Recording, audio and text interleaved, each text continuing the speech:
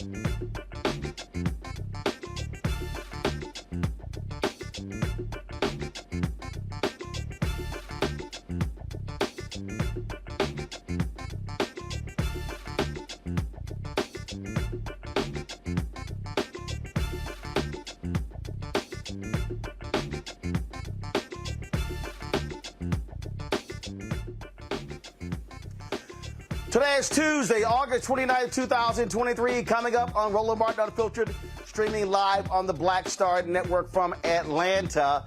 A white conservative is going after a black women-led venture fund based here in Atlanta. We will talk with leaders of the Fearless Fund about this latest effort of white fear. Again, white folks just not happy at all with black folks out there who are just trying to do things the right way.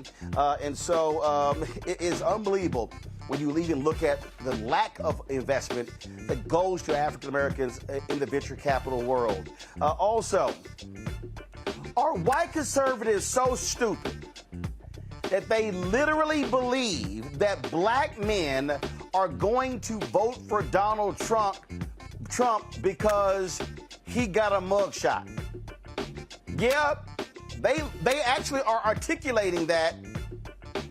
I told you these people are crazy, and we're actually absolutely seeing it. In Tennessee, there's a showdown over public safety, and Republicans there continue to target and demonize black state legislators, namely Representative Justin Jones. We'll show you the latest stupidity out of Tennessee, and we'll be joined by a member of the legislature. Also, folks, I played in the Chris Tucker Golf Tournament on Monday. I got some more great stuff. Glenn Turman, as well as George Wallace. I can't wait to show y'all some of that. Folks, it is time to bring the funk on Roland Martin Unfiltered on the Black Star Network. Let's go. He's got it. Whatever the miss, he's on it.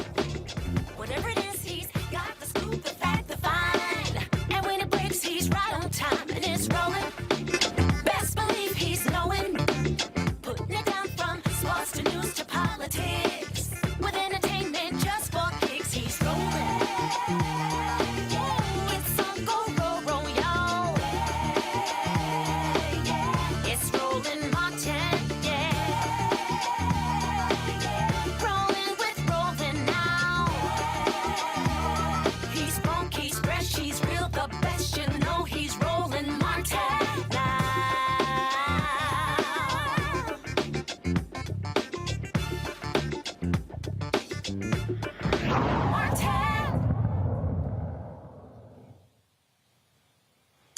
For years, I have warned y'all that white folks, namely white conservatives in America, do not want to see black folks getting ahead. There's a constant targeting of anything that benefits black people and other minorities. Ed Bloom, a white conservative out of Texas, has been on the warpath challenging anything in this country that he deems discriminatory and he calls race-based. He was the guy behind the affirmative action case that the Supreme Court decided that outlawed affirmative action in the use of college admissions. On the heels of that, he is now targeting not just law firms, but also targeting a black women-focused venture capital fund out of Atlanta. It is called the Fearless Fund. It was created by Arian Simone, Ayanna Parsons, and actress Keisha Pulliam. Their goal is to award $20,000 grants, $20,000 in grants, digital tools, and mentorship opportunities for black women entrepreneurs in partnership with MasterCard. Now keep in mind, y'all, in the venture capital space, okay, less than 2% goes to black people. In the private equity space, less than 2% goes to black people. And so we are grossly underrepresented. So we're not talking about a lot of money out there.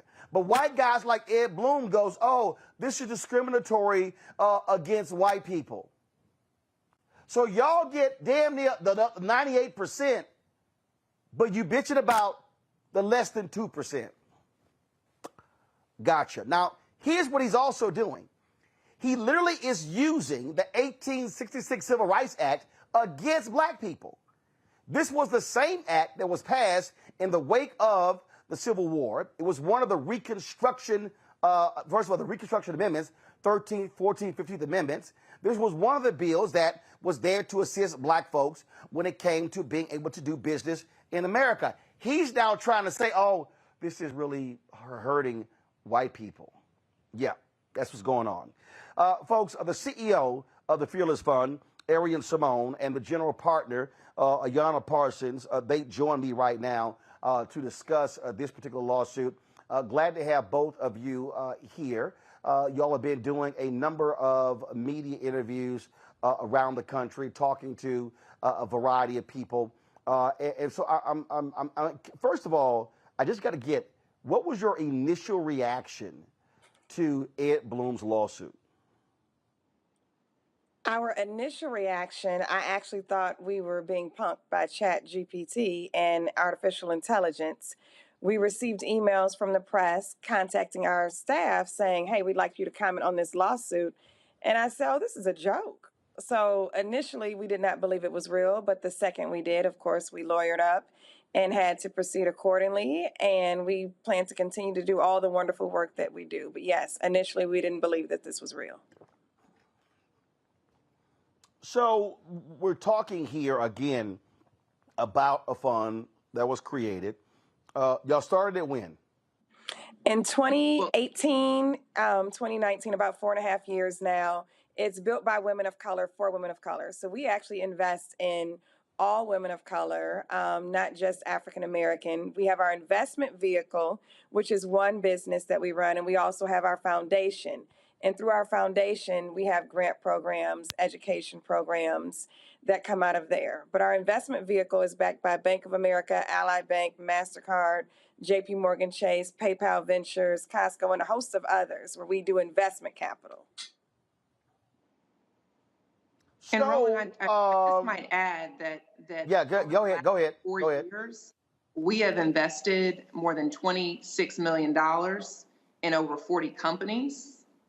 And we've also awarded more than $3 million worth of grants through our foundation and over 300 companies. So it is significant, I think, the impact that we've made. And it's just a small dent that we put in the ecosystem. Well, and that's the point I want to make right there, because and again, I'm not trying to diminish. You said 26 million and 4 million, correct? 26 million and 3 million. That's right. Gotcha. 26 million, 26 million, 3 million. So it's 29 million. And so I'm not trying to diminish that. but I need the public to understand how much money we're talking about total that goes out in the venture capital world. What's that number? Last year of 2022, it was, over $280 $280 billion. And we work in a $62 trillion. Okay, hold on. Both talking at the same time. Simone first, go ahead. In 2022, over $280 billion was deployed in venture capital. Women of color saw only 0.39% of that. In the industry we work in of PE and VC, it's a $62 trillion industry. And see, that right there, area is the point I want to focus on. We're talking $280 billion. And you gave the number for black women. If you throw in black men, we still won't even get to 1.5% total.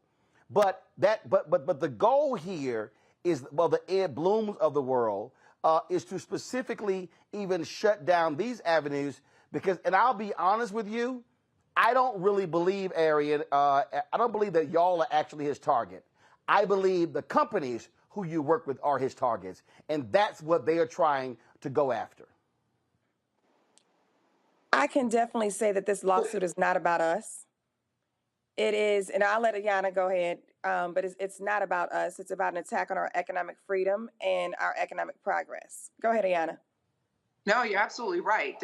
Roland, this is so much bigger than us. I mean, he's come after higher education. He's come after venture capital, but he's going after employment. He's going after DEI in the corporate sector. He's going after internship programs, scholarship programs. In fact, he may be going after our HBCUs. So this is so much bigger than us. And he's already instilled the fear.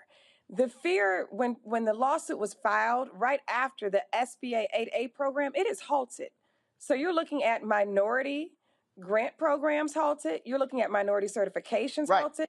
It's all on pause, and it's a fear tactic. So no, it's not an attack on us at all. Well, on the federal level, what they're doing is they, first of all, are trying to determine the impact of a Supreme Court affirmative action decision in these other areas. Now, to me, that's stupid because that decision was specific to colleges and universities. And so, and what they're trying to do, what the Blum is trying to do, the Stephen Millers of the world they're trying to do, they've already tried to go to Kellogg, 16 Republican attorneys generals sent letters to about 100 different companies. They've sent letters to law firms as well. And so, yeah, they want to go after all of them. And I gave a speech the other day to the Business Council in Milwaukee.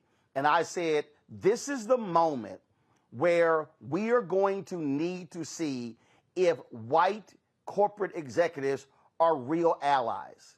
If these white corporate executives are going to look the Ed Blums of the world in the eye and say, y'all can go to hell.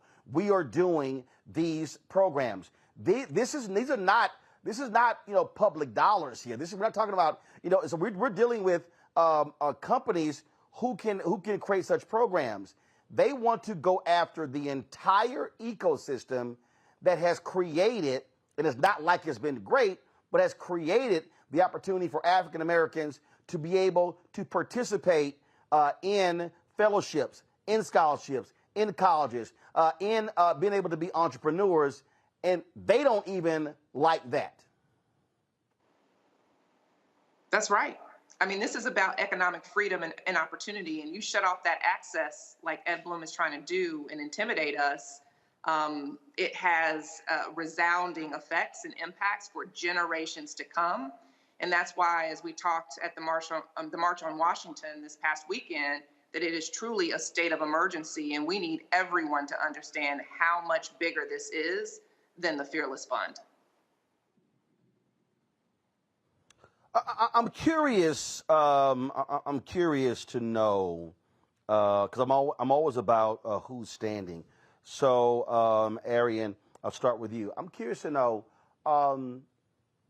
Black Economic Alliance, Executive Leadership Council, these other different groups, have they reached out to y'all? Are they saying, hey, we're going to be standing 10 toes down with y'all? Are you receiving phone calls? Are you receiving emails from other groups who are saying, we are not going to let them go after you alone? We're standing with you. Is that happening? Yes, we've received many phone calls, many emails, many people who are standing in solidarity with us. You will see more mobilization coming soon, but many people have definitely come to say, we support you and we stand with you on this issue. Even as of recent, Forbes reported about how 70 venture capital firms came together and said, you know what, we stand with the Fearless Fund. We don't think that this is right. We are in solidarity with them, and many others are coming to the table as well, too. So that has definitely been a blessing, and we are grateful for all of them. And a lot of people have also signed our petition at www.fearlessfreedomnow.org, and they've reached out through our website as well to join the fight.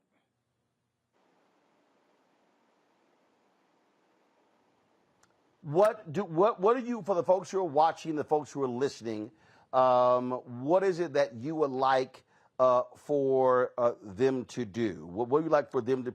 Because again, as a point that I'm making, this thing is not just about you. It's also about the much larger issue that's going on here. And I keep saying this to our people, and people are like, oh man, you're frightening people. No, I'm not. I really want people to understand that this thing is major. This thing is far-reaching. We literally are talking about the future economic mobility of Black America. That's right, Roland. And just to echo Arian's comments, we want everyone to get informed. The way you can do that is by visiting www.fearlessfreedomnow.org. We have plenty of information there so that you can go online, get informed, stand in solidarity with us, support us as a fund, because the worst thing that can happen is that we lose this case and it has lasting implications. But as we have shared before, we're not scared, we're fearless, and we will prevail in this fight. Hold tight 1 second. I'm going to a break. We come back. A couple of my panelists, they've got questions as well. And I really do want everybody who's watching the show, y'all have heard me talk about white fear, how the browning of America is making white folks lose their minds. Y'all have heard me say repeatedly that they believe that we're getting these enormous advantages that they are not getting, and it is an absolute lie. Do not fall asleep on this one, folks. They are, and I've been warning y'all, they're going after everything. Any program or initiative that is out there that is about creating opportunities for Black people and people of color, they are going to go after. And by using the legal arm, they want to essentially bankrupt folks and cause them to say, we can't afford to even fight you legally, so therefore we're going to give up. You're watching Roland Martin Unfiltered right here on the Black Star Network. Broadcasting live from Atlanta, back in a moment. Hatred on the streets, a horrific scene, a white nationalist rally that descended into deadly violence. White people are losing their damn minds.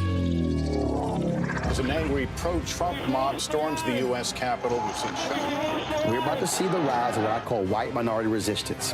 We have seen white folks in this country who simply cannot tolerate Black folks voting. I think what we're seeing is the inevitable result of violent denial. This is part of American history. Every time that people of color have made progress, whether real or symbolic, there has been what Carol Anderson at Emory University calls white rage as a backlash. This is the rise of the Proud Boys and the Boogaloo Boys. America, there's going to be more of this. Here's all the Proud Boys, Dave. This country is getting increasingly racist in its behaviors and its attitudes because of the fear of white people. The fear that they're taking our jobs, they're taking our resources, they're taking our women. This is white fear.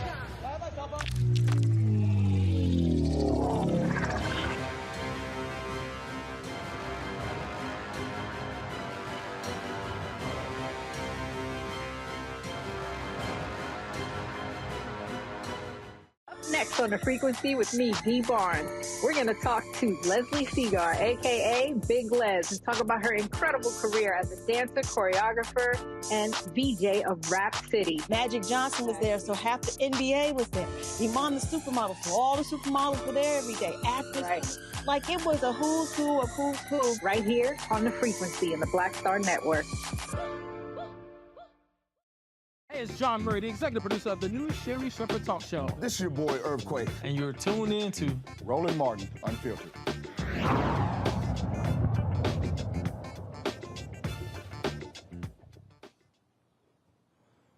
Folks, we're talking to the leaders of the Fearless Fund, a fund out of Atlanta that focuses on black women and people of color in the venture capital world. They are under legal assault from white conservatives like Ed Bloom, who's trying to use a civil rights law of 1866 that was put in place to help black people.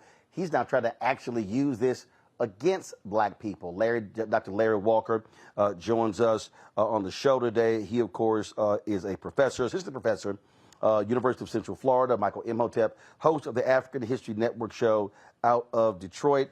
Larry, your question first for our two guests with the Fearless Fund. Yeah, sure. Thank you, Roland. I've seen you talked about obviously the importance of being on this show, this platform, and you've been on a number of different platforms over the last couple of days.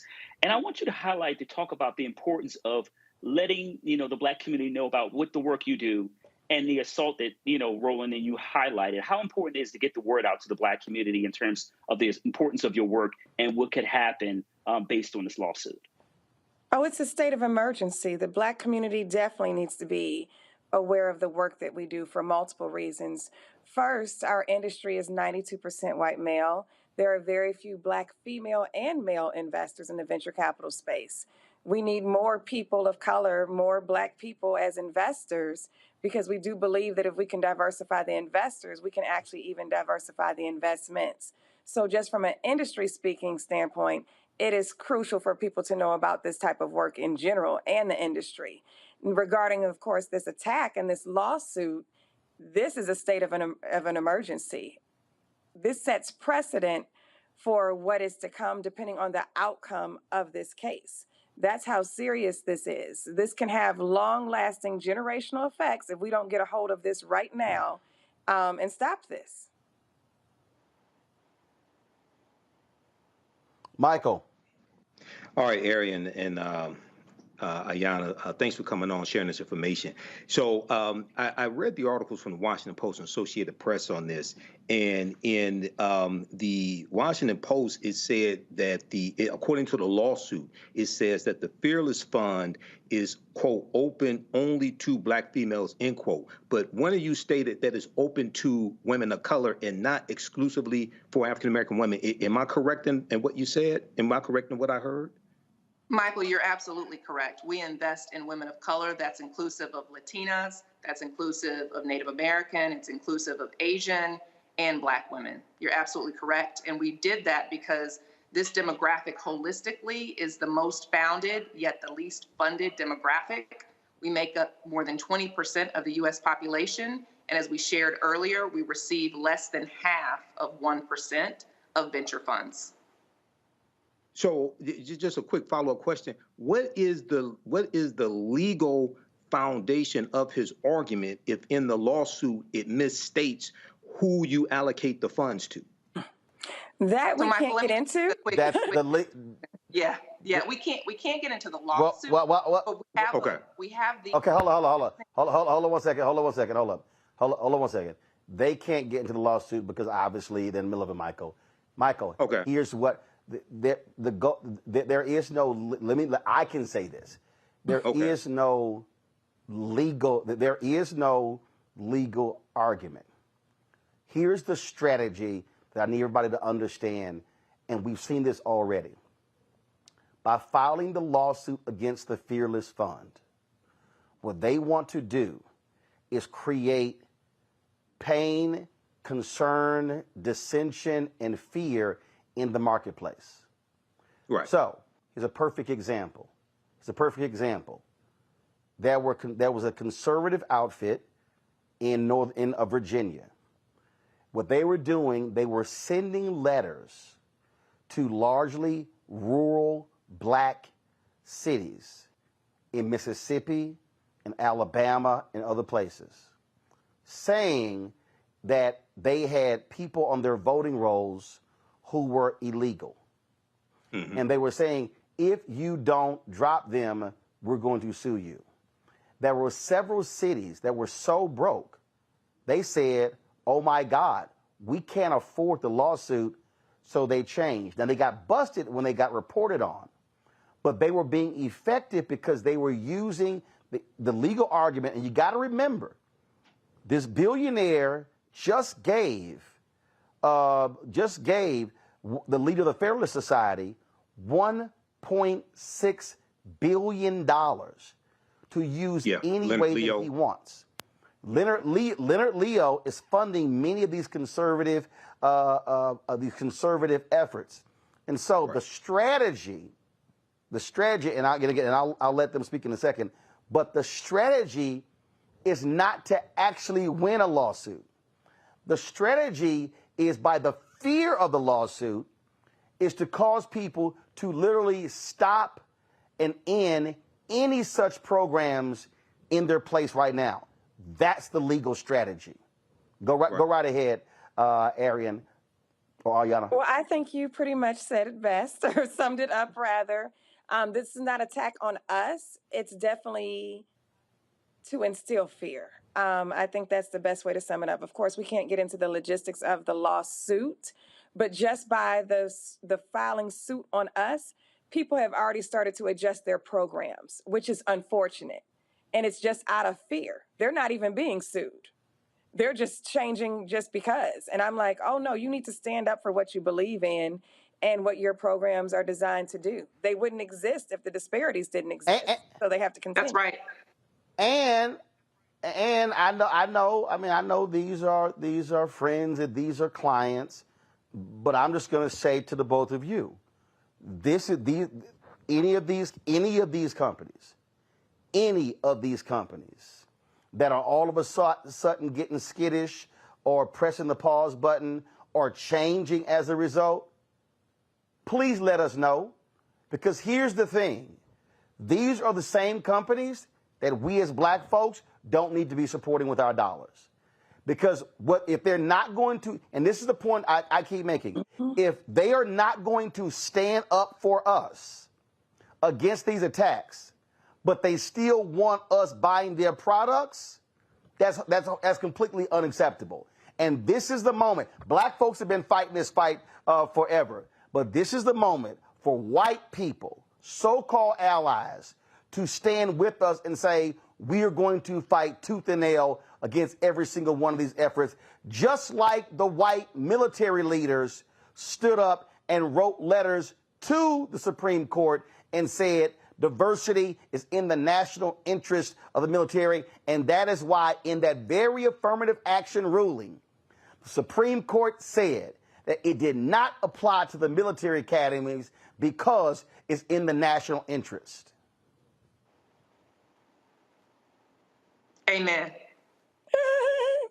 No, we agree. I'm just saying. So go ahead. We definitely agree with you wholeheartedly. Luckily, in our case, though, and this may be just an outlier, our investors are definitely continuing to invest. Our investors are definitely continuing to support. So we are in a position where those companies are definitely standing by this and their work. They are going to continue to do this work with us. But in the event there are any that are not, we have no problem letting you know. Yeah, and I think what I would just add to that, Roland, is it's such an important point that you make, because we saw the whole racial reckoning in our country in the wake of George Floyd and Breonna Taylor's murders and Ahmaud Arbery and all of these corporate commitments that were made. To Arian's point, luckily, our investors have stood beside us in this, but there are so many corporations that made these commitments and they need to follow through. Well, Congresswoman Ayanna Pressley, who we're going to have on the show soon, she actually has been pressing that issue as well. We've been saying the exact same thing. We've been pushing that. And again, look, we all know how these things work. Again, it happens a whole lot. I've dealt this with other areas. There are people who say, hey, Roland, you know, we can't say certain things or do certain things because, you know, we have business ties or they might be our friends. Let me be real clear. I ain't scared to hit nobody. And I'm going to say this again.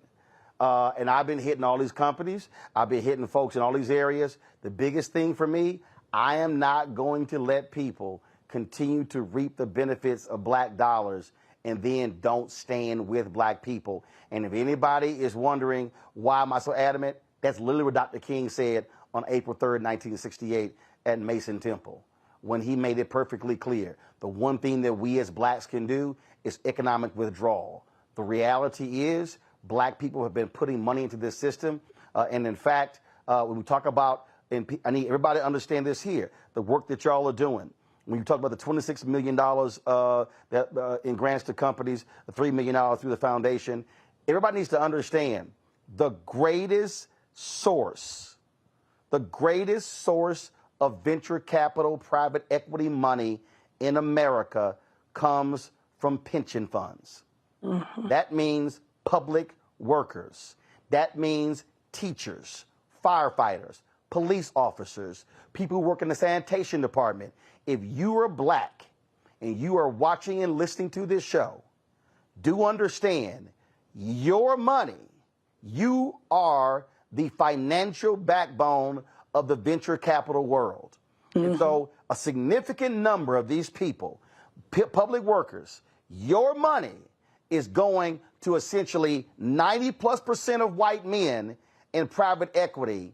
And when people keep saying, how do we change this? I keep saying you change it on that bottom, on that level. When they come to the pension funds, those states should be saying, no. How many black folks are y'all investing in? What black PE firms are y'all using? What black venture capital firms are using? If y'all want access to our pension funds, y'all better have a level of diversity. And that's why I believe the Ed Blooms are also filing these lawsuits, because they know that's also coming. We've already seen that happen in California, in New York State, in the city of Chicago, and some other places where they've been saying, you're not going to come get our billions of dollars if you're not going to be investing in it, black people. Final comment from both of you.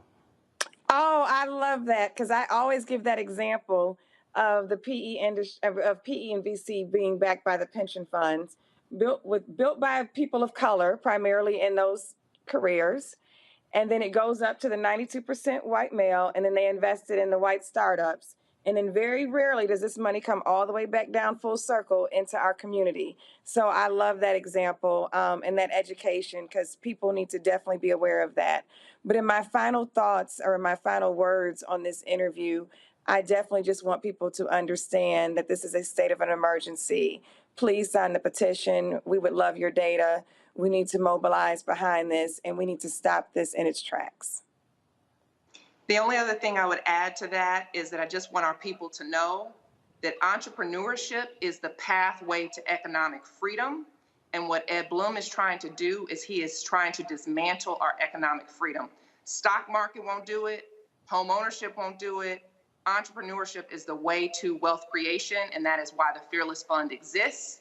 So visit www.fearlessfreedomnow.org to join in our fight. Thank you so much, Roland, for having us. All right. Keep us abreast of what happens, and we will stay the course as well. We appreciate it. Thanks a lot. Thank you. Thank you. All right, folks, going to go to break. We're going to come back, and we're going to talk more about this, and because I really need all of y'all watching to understand what you just heard. I need you to understand, because I know there's somebody who's watching. I haven't pulled up the comments yet on the message boards. And I know somebody's sitting here going, oh, all this stuff y'all talking, that's just rich black people's problem. Y'all have no idea what is going on here. And it has a direct impact on every single one of you. And we'll do that. We come back. Folks, you watching YouTube, hit the like button, please. We want to easily hit 1,000, 2,000 likes every single show. Y'all love chatting. We'll hit that doggone like button. And don't forget, support us as well. Download the Black Star Network app, Apple phone, Apple TV, Android TV, Roku, Amazon Fire TV, Xbox One, Samsung Smart TV. Also, send me, you want to join our Bring the Funk fan club. Look, guys, this is real simple. The work that we do ain't free. It's not free. We cannot do this without your support and your help. Please join our Bring the Funk fan club. Our goal is to get 20,000 people annually contributing on average $50. That's $4.19 a month, 13 cents a day. You can send your check and money order to P.O. Box 57196, Washington, D.C. 20037-0196. Cash App, $RM Unfiltered. PayPal, R Martin Unfiltered. Venmo is RM Unfiltered. Zelle, Roland at RolandSMartin.com. Roland at RolandMartinUnfiltered.com. Will be, and don't forget to get a copy of my book, White Fear, How the Browning of America is Making White Folks Lose Their Minds. Available bookstores nationwide. Download your copy. You can buy it on Amazon, Barnes & Noble, Target, Books A Million. Download the audio version on Audible. We'll be right back. You go into a barbershop in a 700 credit score neighborhood, black or white. They're talking about their ideas and they're talking about how they're going to move on those things. You go to a barbershop in a 500 credit score, equal brilliance but bad culture. They're talking about other people. You go to a winner's barbershop. Here's what I'm doing. You go to the barbershop of where people feel defeated. They talk about other people, either celebrities or people they admire, but also often, I don't like Joe. I don't like Roland Martin. Well, let me tell you something. I don't understand people. How could you not like anything here you see? You should just be like, this is amazing. It's cool. You may not even like how he does it or how I do it, but it's like, you know what? They're succeeding. They're killing it. All you should be is, that's fantastic. But if I don't like me, I'm not gonna like you. If I don't feel good about me, it's hard for me to feel good about you. If I don't respect me, don't expect me to respect you. If I don't love me, I don't have a clue how to love you. And here's the big one. If I don't have a purpose in my life, I'm gonna make your life a living hell.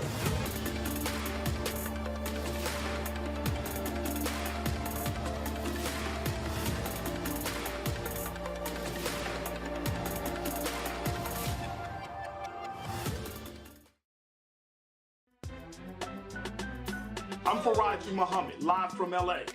And this is The Culture. The Culture is a two-way conversation. You and me. We talk about the stories, politics, the good, the bad, and the downright ugly. So join our community every day at 3 p.m. Eastern and let your voice be heard. Hey, we're all in this together. So let's talk about it and see what kind of trouble we can get into. It's The Culture. Weekdays at 3, only on the Black Star Network.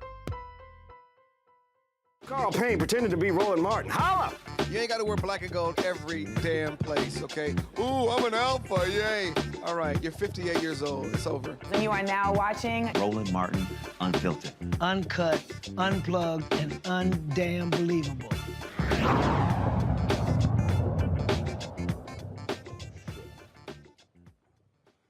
All right, folks, welcome back to the show.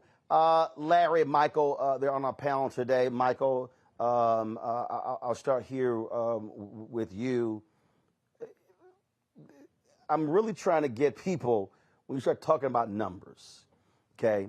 When you heard those sisters talk about less than 0.5% of the VC money go to black women. Total, less than 2% go to black people, period. Federal government spends $560 billion a year on contracts. Black people get 1.67%. $322 billion a year is spent in the advertising space, or will be spent in 2023. 1% goes to black-owned media. We can walk this thing through states. Some are better than others, but the reality is, when you go to pull up any of these states, when it comes to the money, it's typically 0.5, 1, no more than 2%, maybe 3%. So what white folks like Ed Bloom and Stephen Miller, what they have done, they got these other white folks running around here thinking, oh my God, they're getting all the money. They're getting all these resources. Look at all of these programs for them. Well, let's be real clear. The reason you have these programs for black people and other people of color is because white folks have frozen us out of the process. Hell, I don't know anybody black who would like to say, do we have to have a black fellowship program? Well, sure. How about if we don't have it? White folks, if you don't block us from the programs, no need to create something separate. That's why these initiatives were created, because of white racism and Jim Crow. Absolutely, Roland. And I hear people make those types of comments when we have these type of discussions. And what you have here is that African Americans in general have largely been miseducated when it comes to money, miseducated when it comes to business, as well as history.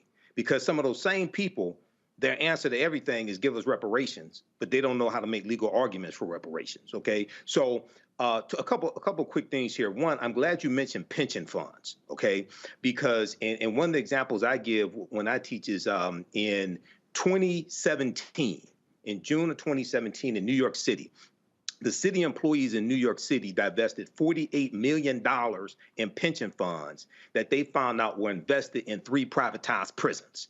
And oftentimes we're financing our own dehumanization and don't know it through 401k plans and pension funds. I'm not against either one, but we can choose where the money's invested. So they were educated and found out that they could divest their money from the 3 privatized prisons, and they did this. So what a lot of people who are watching right now, if you have 401k plans or pension funds, you can call your benefits manager tomorrow and find out where your money is invested. And if it's invested in organizations or corporations that are doing harm to African Americans, you can move it into other organizations that are more beneficial or do less harm, number one. Number two, very quickly, I know Ed Blum said laws must apply equally to every racial and ethnic group in the country. So I'm wondering if he's going to sue on behalf of African Americans because we only get 1.1% of the $214 billion in venture capital funding that was distributed. Hell no! So my thing is like, wait a second, hold on. We need to flip this around because in 2020, from the Trump administration, white farmers got $26 billion in COVID-19 funding, but African-American farmers got $26 million, 1/10 of 1%. This is something that John Boyd has talked about on this show before. So I'm like, well, wait a second, hold on. If you're saying that laws must apply equally to every racial and ethnic group in the country, then why aren't you suing on behalf of African-Americans? Because Ed Blum don't give a damn about black people. He is all about white people, Larry. White people. Yep. So, Roland, I coined the term, grievance extremism. It's essentially what we have, particularly on behalf of, a lot of white males, and Blum is certainly an example among the other individuals we highlighted are funding these initiatives. And look, Roland, we had to call this out for what it is. And they talk about in the white fear, this is just a response to perceived black progress. President Obama, the racial awakening, all the other things last couple of years that have occurred, that certain news platforms like Fox have been kind of that shape and mold the minds of, whites throughout the country, not only, a middle class, those who struggle and those from affluent backgrounds kind of believe the idea that black people have made so much progress that we're on the same, we're equal footing, so to speak. But the reality is that black folks in 400 plus years have been trying to level the playing field, but playing catch up. And we're no even close when it comes to economic development and growth, particularly we call investment in black communities. And so you're right, Roland. This is just another example from trying to use the bully pulpit, so to speak, to try to create fear among, like you talked about, a lot of these Fortune 500 companies that you highlighted earlier, they're supporting this initiative. But the bottom line is, it's all hands on deck, Roland. We have to make sure, and we're seeing this with this particular fund, but we have to make sure that black folks understand what's happening. How can it have a long-term impact in terms of economic viability in our community? And we have to prepare to attack these folks using all means necessary.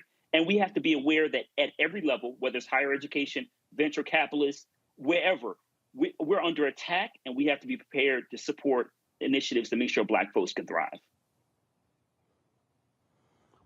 And see, Michael, again, I think that what often happens when these things come up, there are people, and what they'll say is well, I mean, look, I'm just a regular person. I'm just out here, just trying to do my job. This stuff doesn't really impact me.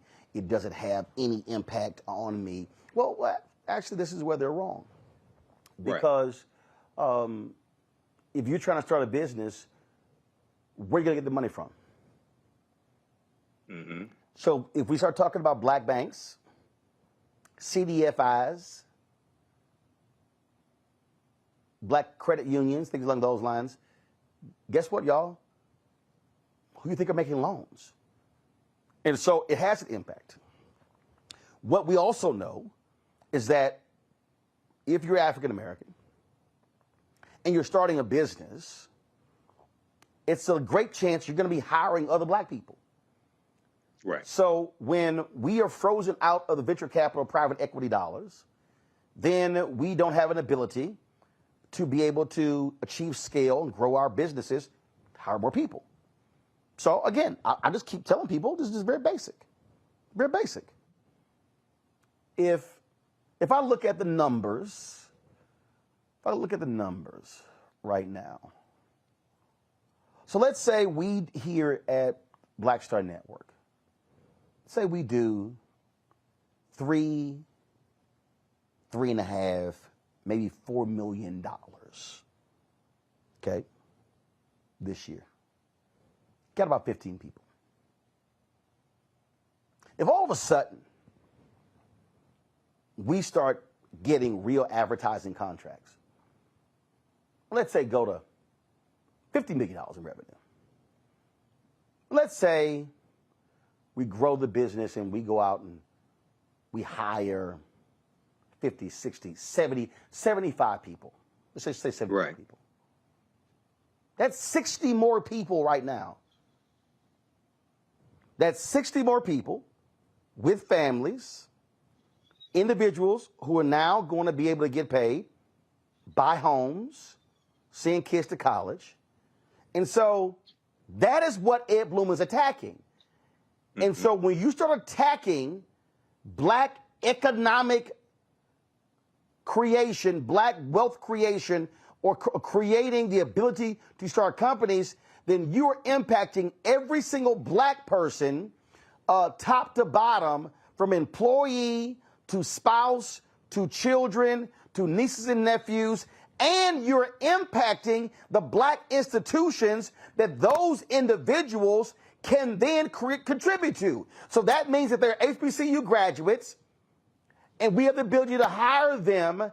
They now are making the means to give back to their schools, to give back to black organizations, to give back to the building the black community. That's why I need people to understand that they are attacking what has literally has created and funded the entire black ecosystem, and they want to bring that down. That is their strategy. Absolutely, Roland. And this goes back to our dear sister, who's now an ancestor, Dr. Frances Cress Wilson, who I knew and interviewed on the African History Network show. She said, if you do not understand European white supremacy and racism, what it is and how it works, everything else that you think that you understand will totally confuse you.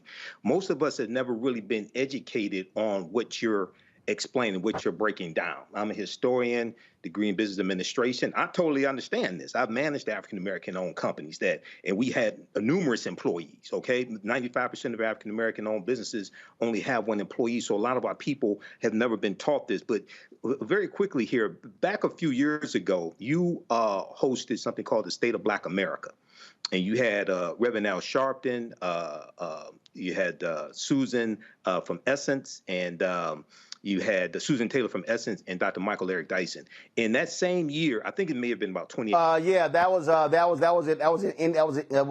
Indianapolis. Yep, in Indianapolis. Yep. Okay, and you broadcasted it here on your network. Now that same year, Reverend Al Sharpton had an initiative with National Action Network to educate African Americans about their pension fund dollars and where their pension fund dollars were being invested. And one of the things he was explaining is that money managers will loan our pension fund dollars to white business developers. Those white business developers will take our pension fund dollars, come into our communities, develop our communities, and gentrify us out of our own communities. So once again, this is going back to how we really have not been taught how we finance our own dehumanization. So we have to understand how this system works all together so this can go to real economic empowerment as opposed to us just being sold entrepreneurship classes that benefit the person who's teaching the entrepreneurship class. You know, Larry, I mean, the thing that sort of irks me is when I hear people go, man, Biden Harris ain't done nothing for black people. But they turn around and they turn around and go, man, we need to buy land. Donald Trump didn't give a damn about no money going to black farmers and Hispanic farmers. That was passed under Biden Harris and by Congress. That's trying to save black institutions. Mm-hmm. Who are the people funding Ed Blum? White Republicans. Who's funding Leonard Leo? White Republicans. Who are the people who are giving lavish gifts to Clarence Thomas so he can vote their way in the Supreme Court? White Republicans. The very same white Republicans are supporting the white Republican politicians who are trying to screw us over in state legislatures and Congress. So when I hear black people, like that fool who stopped me at Dave Chappelle's show in New York, man, you need to be telling our folk to vote Republican. Why in the hell am I going to tell our people to vote for our oppressors? Now, let me be real clear. I'm in no way saying that Democrats have been perfect, have been amazing, and oh my God, but I'm being very clear. The very people who are funding Ed Blum's lawsuit against the Fearless Fund, who funded his affirmative action lawsuit, are the very same people funding Greg Abbott and Ron DeSantis and Donald Trump and Tim Scott and Nikki Haley and Kevin McCarthy and Mitch McConnell and Marjorie Taylor Greene and Lauren Boebert and Paul Gosar and Jim Jordan, the Republicans in North Carolina, the legislature in Tennessee, the legislature in Florida, the governor of Alabama, Kay Ivey, Tate Reeves, the governor of Mississippi, Sarah Huckabee Sanders, the governor of Arkansas. We could go on and on and on. It's the exact same people. And this, Larry, is a direct assault on the future viability, the future economic and educational viability of black people. Whether your ass is black, African American, your ass call yourself FBA, ADOS, I don't care what you call it, these people these billionaires are funding the direct attacks on black people and our children and our children's children. Roland, you make some very important points, and related to some of the folks you highlighted, what essentially they're talking about doing, not even realize, some of them are not realizing, some are digging our own grave. And it's really important that folks understand, you highlighted some really key points in terms of particularly legislators in various states. I'm certainly now, currently in the belly of the beast, so to speak, but it's really important that folks understand these are anti-black policies. And it's not, like I said a few minutes ago, it's not you. And these folks are thinking strategically. They're thinking generational. Just like with the Roe v. Wade, fight for Roe v. Wade the last couple of decades, Republicans spent decades leading up to the moment where they had put the right justices in place to overturn Roe v. Wade. So we have to make sure that Bloom and folks in various, states you talk about, Texas, certainly Florida, Mississippi, Alabama, et cetera, all these other jurisdictions throughout the United States.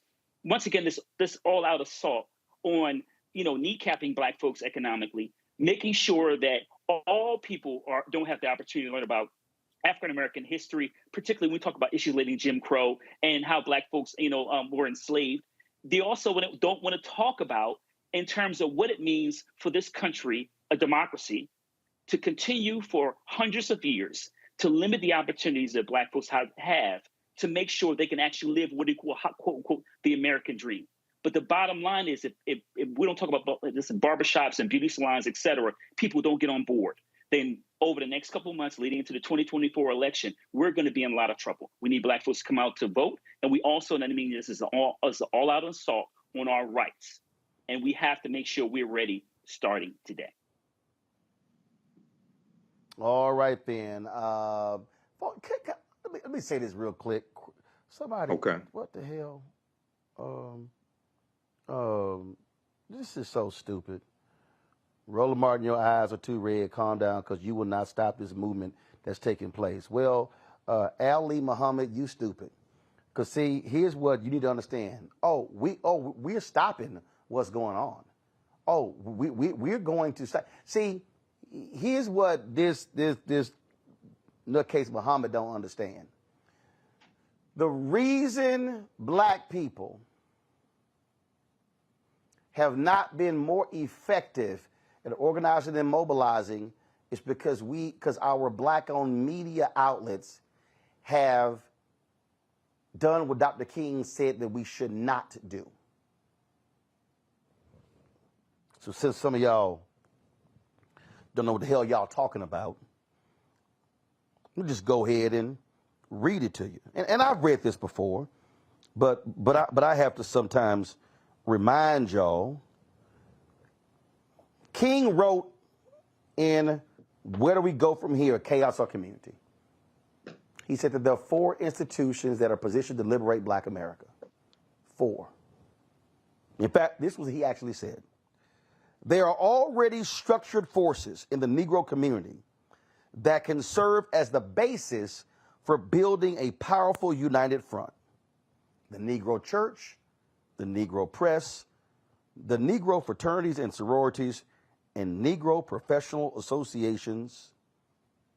He said we must admit that these forces have never given their full resources to the cause of Negro liberation.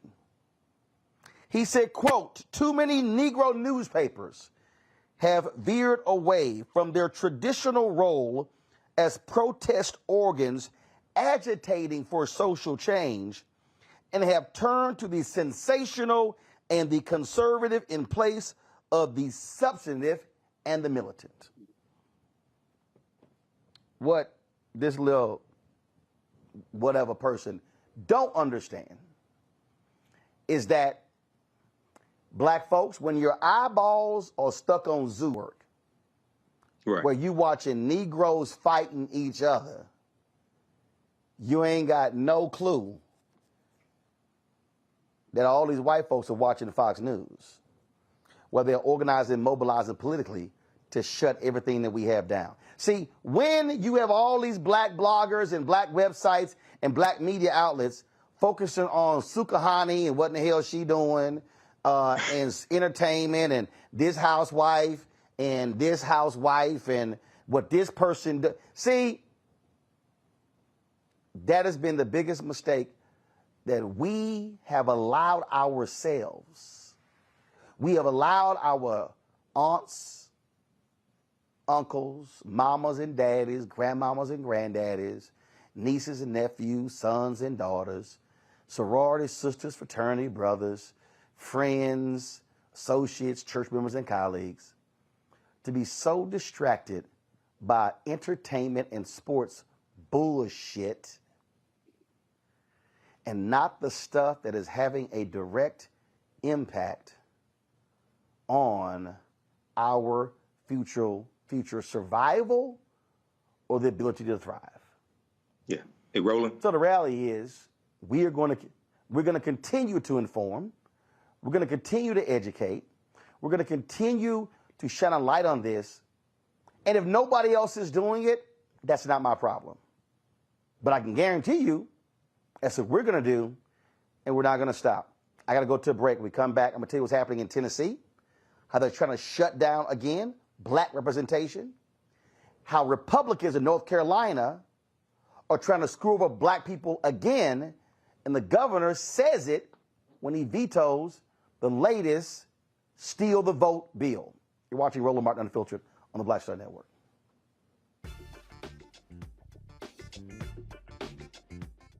The next A Balanced Life with me, Dr. Jackie. Summer is flying by and back to school is just around the corner and fall is here. That's right, a new season is upon us. On our next show, we talk about jumping into action and putting procrastination in the rearview mirror. That's on a next A Balanced Life with Dr. Jackie here on Black Star Network.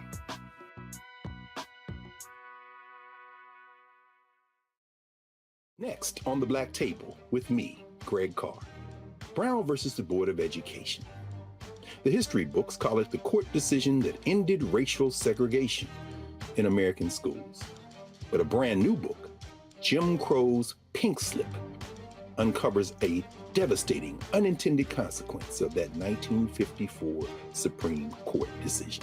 We may, if we were lucky, have been the very last generation of Black students to have experienced these generations of Black teachers who have never been replaced. Dr. Leslie Fenwick joins us to talk about her book and the actions following that landmark decision that dealt a virtual death blow to Black educators. That's next on the Black Table, right here on the Black Star Network. On the next Get Wealthy with me, Deborah Owens, America's Wealth Coach, I'm sure you've heard that saying that the only thing guaranteed is death and taxes. The truth is that the wealthy get wealthier by understanding tax strategy. And that's exactly the conversation that we're going to have on the next Get Wealthy, where you're going to learn wealth hacks that help you turn your wages into wealth. Taxes is one of the largest expenses you ever have. You really got to know how to manage that thing and get that under control so that you can build wealth. That's right here on Get Wealthy, only on Black Star Network. Hello, I'm Paula J. Parker. Truly proud of the Proud Family, Louder and Prouder on Disney+. And you're watching Roland Martin Unfiltered.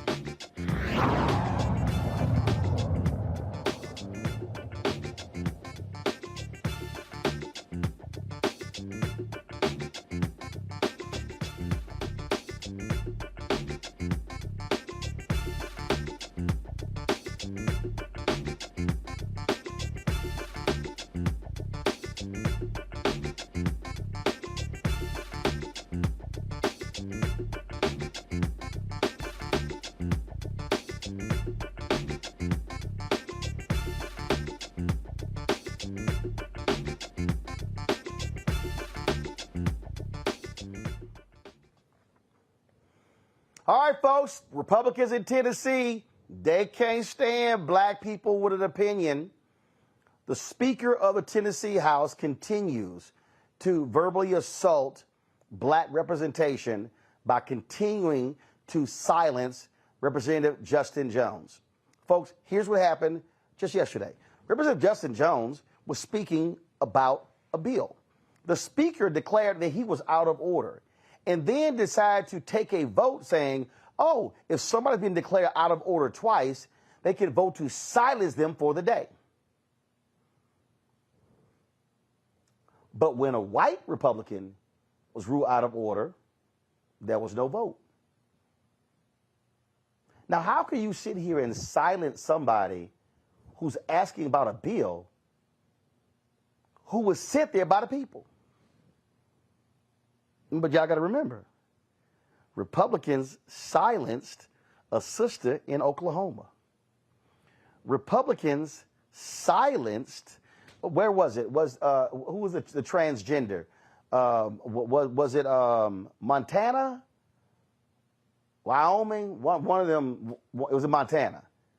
They literally silenced a transgender politician with the audacity to speak against one of their bills. They literally shut her up. This is what they do. Watch this.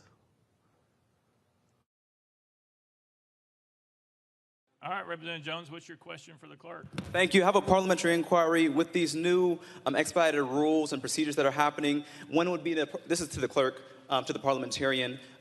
When is the appropriate time for me to make a motion of no confidence in Cameron Sexton as the Speaker of the House?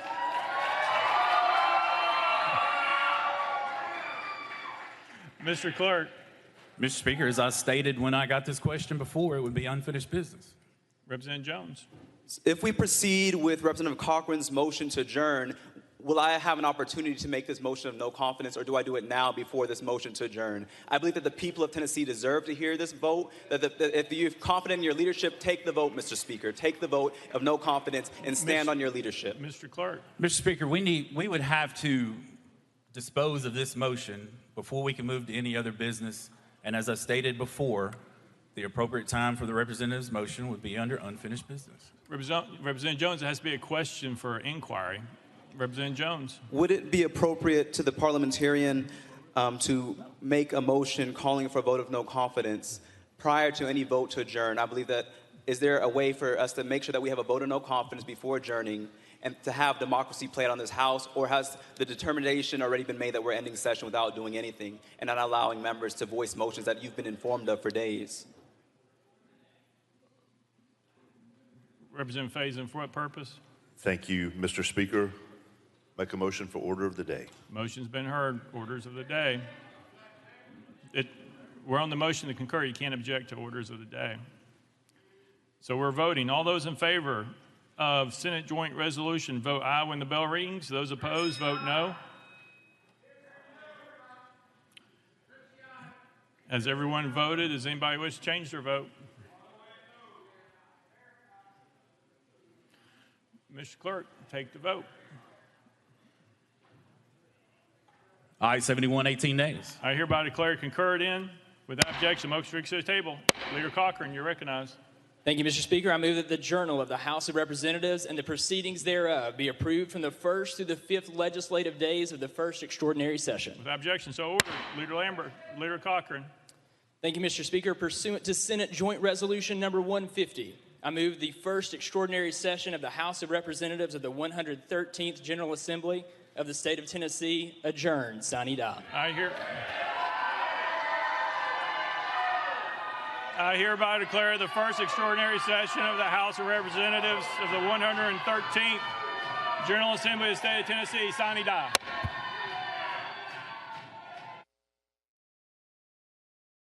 That was actually the wrong video. Here's what actually happened. Representative Jones asked a series of questions. The speaker said if you're called out of order twice, then they can vote to actually silence you. The people in the gallery objected.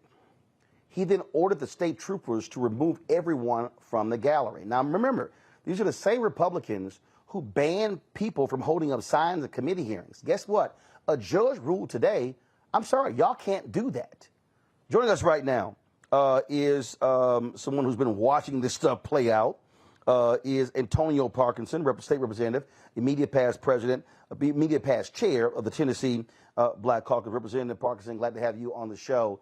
I mean, we are seeing a very deliberate attempt by the Republicans in Tennessee to silence black representation. Not just silence black representation, but silence basically any dissent that is coming their way. And so it's black representation, it is white representation, it is white moms who had children that were hunted in Covenant School, and any protesters that are fighting for common sense gun laws to be passed in the state of Tennessee. And control room, let me know when y'all have that video, because it was stunning to watch the Speaker of the House just shut down Representative Jones. You even had white Democrats who stood up and said, wait a minute, you ruled this white Republican out of order, nothing happened to him. Then they took a vote, and then he got mad. Clear the gallery. I mean, what you have going on is you have a dictatorship in Tennessee. Yeah, that's what was attempted, and when that happened, and what you're talking about is yesterday's floor session. The video they played today was the floor session today, and there was total chaos today also. That may be another story for your show, but yesterday, Representative Gino Bolso, Republican from Williamson County, was ruled out of order 2 times, and nothing was said. And then when Representative Justin Jones was ruled out of order for the 2nd time, they wanted to bring it to a floor vote to silence him for the rest of yesterday's session. And when they tried to do that, chaos erupted again. Those in the galleries were totally, upset about it and shouting. Those of us that were down on the floor were upset about it and shouting. And when that happened, all of us, every Democrat that was on that House floor, we all walked out of the session and left. Now, you talked about chaos erupting today. Let's do this here, guys. Start this video over, and I want you to play this full sound so people can hear what happened. This is what happened. They literally ended the legislative session not wanting to even allow this vote to take place. This is what happened.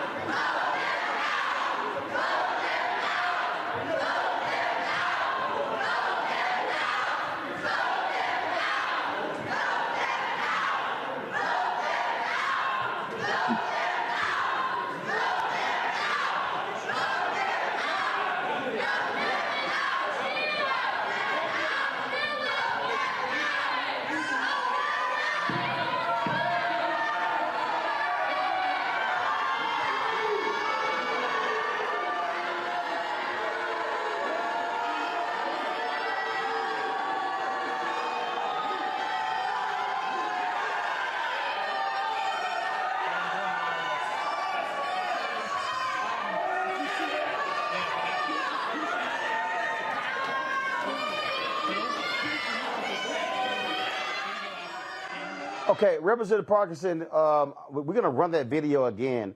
And so, guys, bring the sound down. I want you to speak over it. Tell us, what the hell happened there? Did that white legislator, did he shove Representative Justin Pearson? So what happened, it looks like, and we've been watching this video all day, but it looks like the speaker's security pushed him to the side. Right there, that's the speaker's security, the guy behind the speaker, right? And then you had the Republican leader, and I want y'all to watch this part. The Republican leader with the red tie right there comes over and he's talking to Justin. Now, I'm starting to make my way over. But when Justin tried to move to the left to get out, the Republican leader was getting in front of him, blocking him from moving. And that's where you see my hand come in. And I told him to get his ass out the way and get his ass off of Justin. Watch, you'll see that here. Well, you have to zoom out a little bit. Now watch when Justin moves to the left to try to move. Watch him move over in front of him.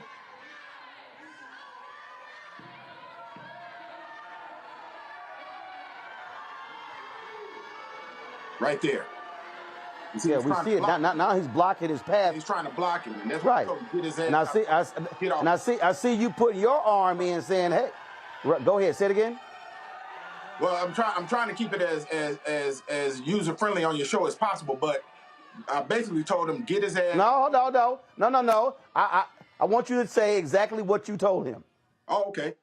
Get your ass off of him and get out the way so he can get out, so he can move. Because I was behind him watching him move over to block Justin from going out. And then no, we're not gonna play that game. We're not gonna play that intimidation game. But right there, and we saw there the speaker's security shoved Justin backwards. First of all, a security officer putting his hands on a state official. Yeah, that's what it looks like. That's what it looks like happened. And yeah. All right. Do y'all have the video from yesterday?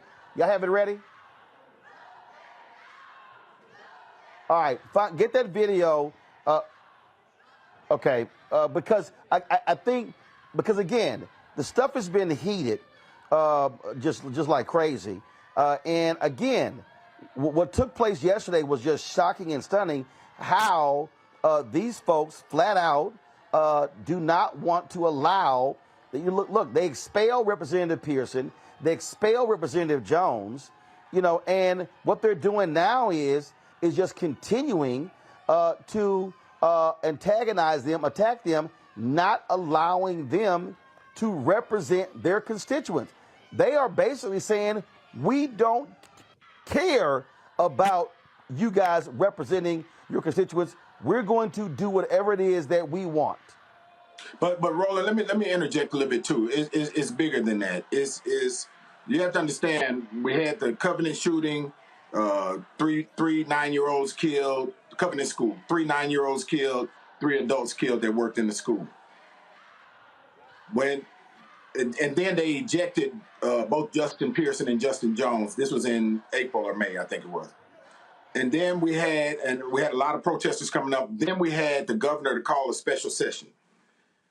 The Republican members of the House and Senate are totally pissed off at the governor because he actually called a special session. We come to special session, the mothers from the Covenant School and other protesters and Moms Demand Action and Common Sense Gun Law protest people that wanted to see something done showed up again. And this time they're showing up in more numbers. Well, those parents whose children were hunted, were shot at, were kicked out of committee rooms, kicked out of those. That's the people that were kicked out of the gallery. And then they were trying to shut down anyone that wanted to talk about common sense gun legislation. So that's when they tried to shut down Justin Jones when he was speaking. And that brings us up to the video that you guys are going to play in just a second. But I can tell you this, everyone that had a dissenting opinion in regards to what they were trying to run during this special session were basically somewhat muted totally or kicked out of the building. And here's what's important to note also. During this special session, they were actually attempting to run legislation that worked counter to public safety, such as allowing anyone with a gun permit to run up on a school and respond to situations in schools. So, and let me preface that. On the Monday that we got here, the first thing that we saw was the banner unfurled by the Proud Boys on the Capitol steps with their AR-15s on their shoulders. Wow. That's the first thing we saw Monday morning. Wow. And so that Proud Boys, a lot of them are carry permit holders. That means that they would be able to come up on a public school anytime they felt it necessary because they had an enhanced or a carry permit, issued by the state of Tennessee. So the session that we were coming to work on legislation for gun safety was going counter. And then you had the Republican leadership in the House and the Republican leadership in the Senate publicly clashing with each other.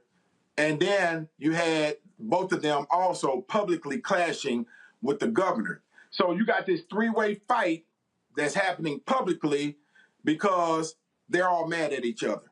But the victims, the true victims of all of this lack of leadership and this debacle that was taking place over these last 5 days are the citizens of Tennessee who are still dying because there is no common sense gun policy happening in the state of Tennessee. Unbelievable. And that's what happens. That's what happens when you have authoritarian rulers who have absolutely just no backup, no consequence. I mean, they can just do whatever the hell they want. Right. Representative Parkinson, we appreciate you joining us. Thanks a lot. Yeah, man. Thanks for having me. Thank you very much. Folks, I'm going to go to a break. We come back to my panel. I'm going to show the video from yesterday. The Thanksgiving from people of Tennessee Holler. You want to talk about what's nuts. I mean, literally, these people are shutting down a black state rep elected by the people because they still are pissed at him because he has the audacity to question them. You're watching Roland Martin Unfiltered on the Black Star Network. Hatred on the streets, a horrific scene, a white nationalist rally that descended into deadly violence. White people are losing their damn minds. As an angry pro-Trump mob storms the U.S. Capitol, we've seen We're about to see the rise of what I call white minority resistance. We have seen white folks in this country who simply cannot tolerate black folks voting. I think what we're seeing is the inevitable result of violent denial. This is part of American history. Every time that people of color have made progress, whether real or symbolic, there has been what Carol Anderson at Emory University calls white rage as a backlash. This is the rise of the Proud Boys and the Boogaloo Boys. America, there's going to be more of this. Here's all the Proud Boys, Dave. This country is getting increasingly racist in its behaviors and its attitudes because of the fear of white people. The fear that they're taking our jobs, they're taking our resources, they're taking our women. This is white fear.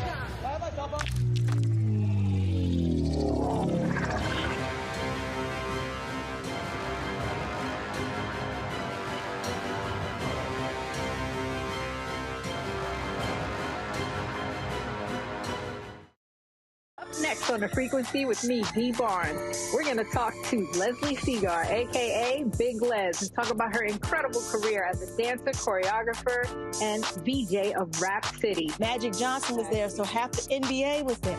Iman the supermodel, so all the supermodels were there every day. Actors, right. Like it was a who's who of who's who. Right here on The Frequency in the Black Star Network. Hi, I am Tommy Davidson. I play Oscar on Proud Family, Louder and Prouder. I don't play Sammy, but I could. Or I don't play Obama, but I could. I don't do Stallone, but I could do all that. And I am here with Roland Martin on Unfiltered.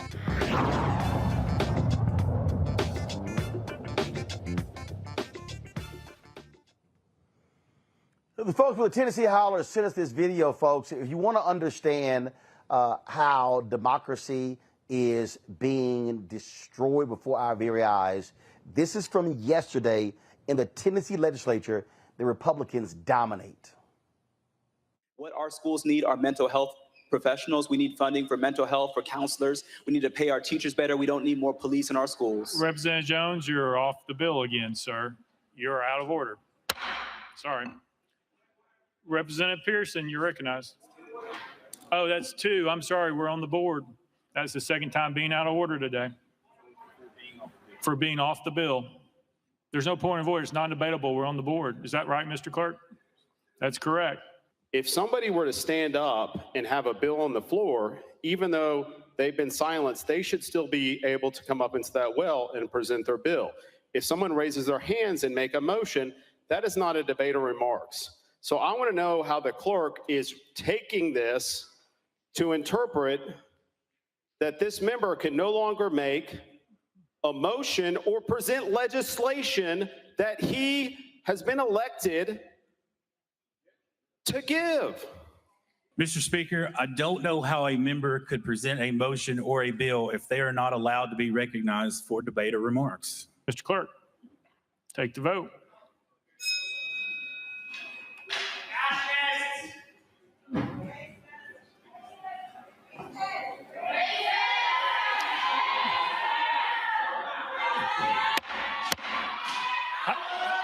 Mr. Clerk, take the vote. The gallery's ruled out of order. Aye, 70, 20 nays. Department of Safety, please clear the balcony for disorderly behavior. It passes. Mr. Clerk.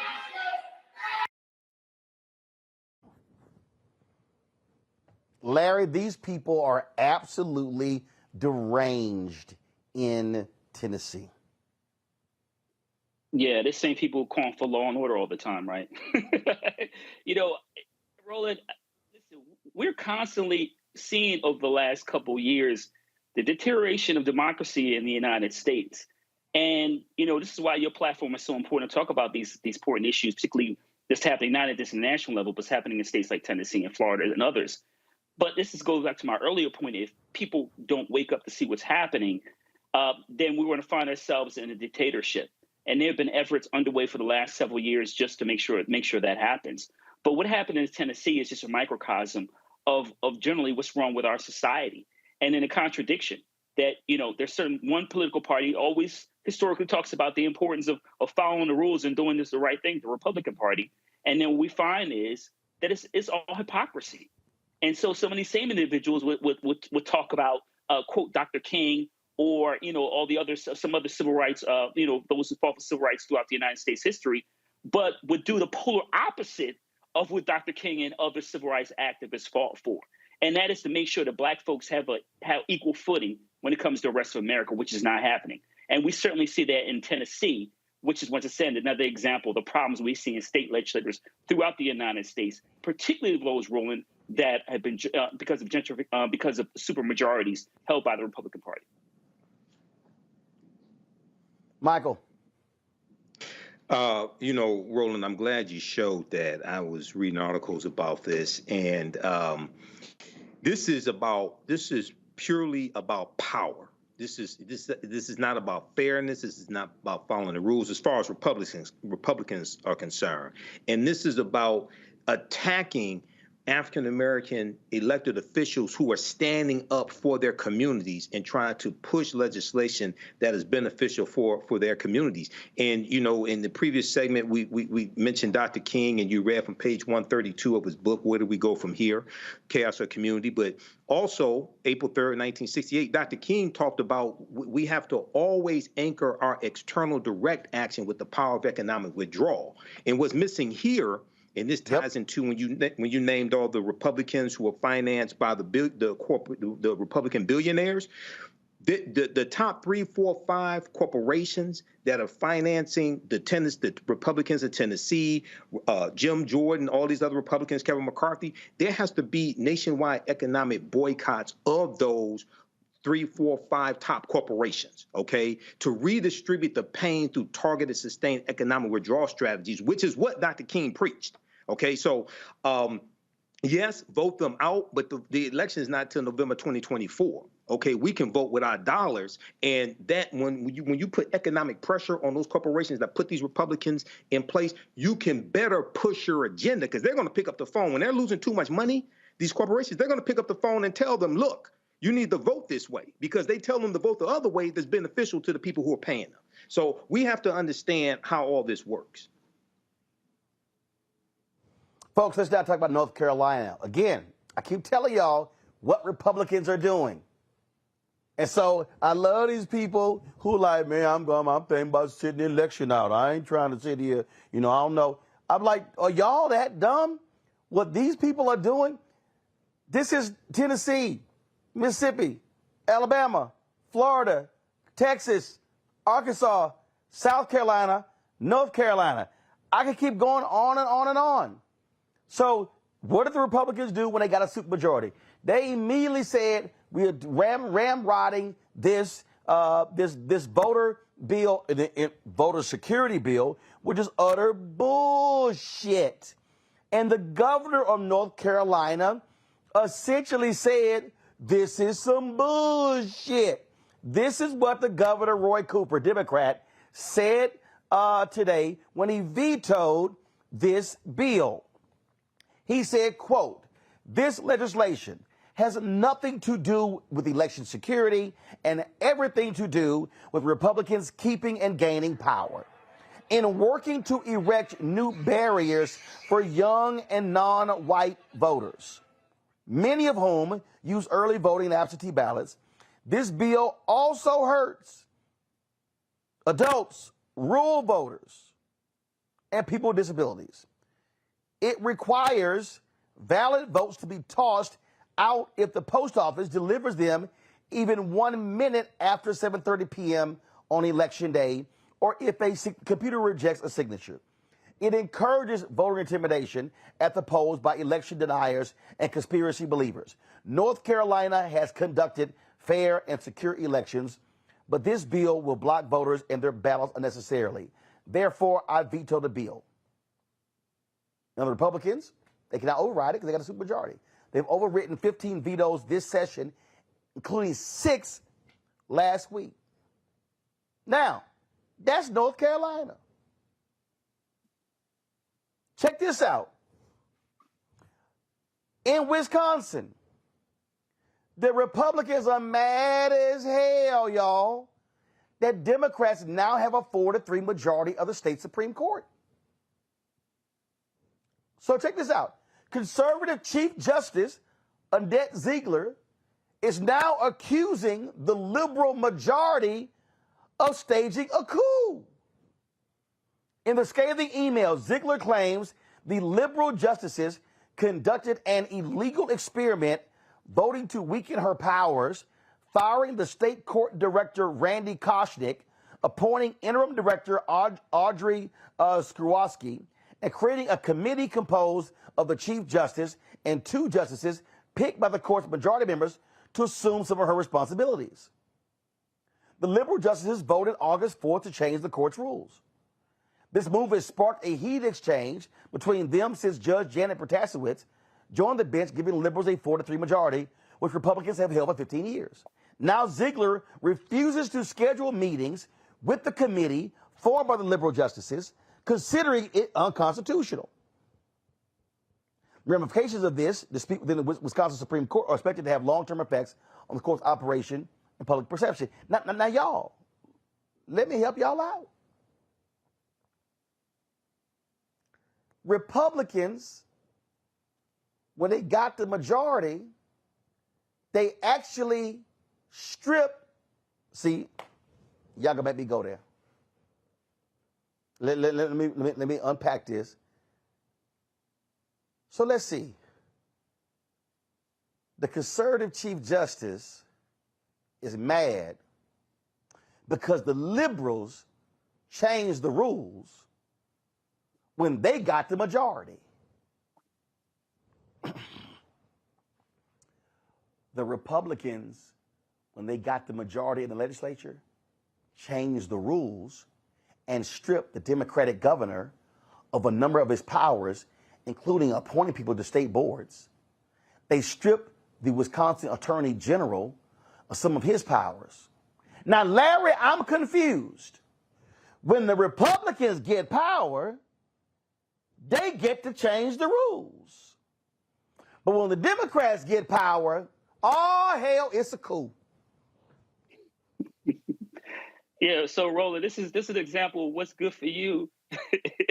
I'm gonna do the exact opposite. And listen, the crazy thing about this, so you talk about Wisconsin, that this has been done. This is in terms of undermining the efforts of the governor's power, has happened in other states over the last couple of years. And Roland, it's just the bottom line is what's happening to Republicans. They're like, yeah, we're cheating in open, and what are you going to do about it? So my colleague talked about the importance, not waiting for the election and using, economics to pressure the powers that be to make sure that they're on the right side of history.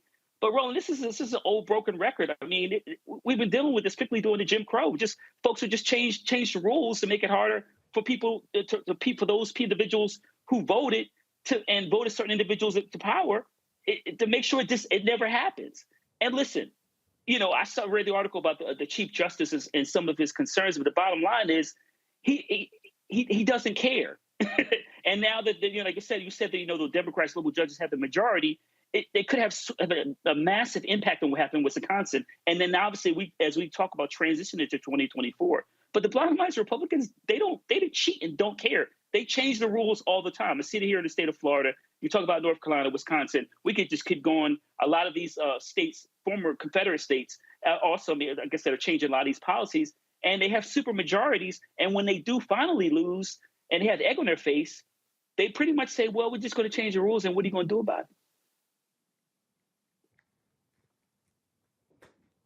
Michael, this is why I keep saying, Democrats, when you get power, use it.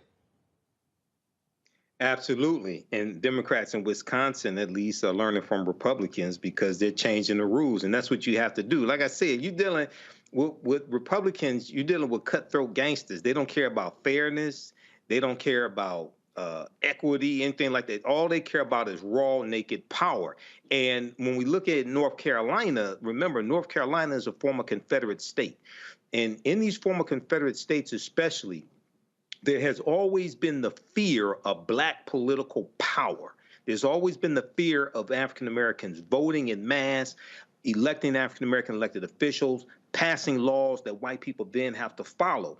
And this is something that we see right now in North Carolina as well. So once again, politics is the legal distribution of scarce wealth, power, and resources. And we see this play out in both North Carolina and Wisconsin. So this is why we have to vote strategically. We don't vote for exercise. If you want to exercise, you go to the gym and work out. You vote for power. You vote for black political power. And Roland, can I add something really quickly here? I think we got to, as we talk about some of these efforts in, like I said, former Confederate states in Wisconsin, I think we got to go back. I know we talked about your show before in terms of the impact Shelby County versus Holder in 2013. The impact it had reverberated for the last couple of years. So I think it's really important to highlight that in terms of some of the challenges we're talking about, not only previously. Well, actually, I think two. Shelby County is one, but also the lawsuit from a white guy in Ohio when he was kicked. Actually, there are three. Shelby v. County, the Supreme Court decision, the white guy who was kicked off the voting rolls in Ohio. He hadn't voted in a couple of elections, and he actually filed a lawsuit, and they were like, oh, yeah, they could go ahead and do that. Huge deal. And thirdly, political gerrymandering. The Supreme Court, the John Roberts-led Supreme Court ruling that they don't have a say in state gerrymandering because, oh, well, that's up to the states. Well, when you've had your state races gerrymandered as well, I mean, that's what you're dealing with now. So the reason Republicans, and I need everybody to understand, the reason Republicans are freaking out in Wisconsin is because they have so rigged the elections that if Democrats in Wisconsin, and the numbers even show it, get 55% of the vote, they still are going to be in the minority in the legislature. They are threatening right now to impeach the newly elected Wisconsin Supreme Court justice because they see what's coming. And to every black person in North Carolina, let me say this again, to every black person in North Carolina who sat on your ass in 2022, the Republicans now control the state Supreme Court in North Carolina. And that's why the Republican legislature now can do what they want, because they have a supermajority in the legislature and they control the state Supreme Court. I keep telling all of y'all who are watching and listening, my goodness, please understand what is going on. This is a battle for power. Right. They want to control the laws. They want to control the money. They want to control the courts. And when we, as black people, sit our asses at home, when we do not vote in North Carolina and South Carolina and Florida and Mississippi and Louisiana and Texas and Arkansas and Tennessee, we make it easy for them to do what they do. I cannot say enough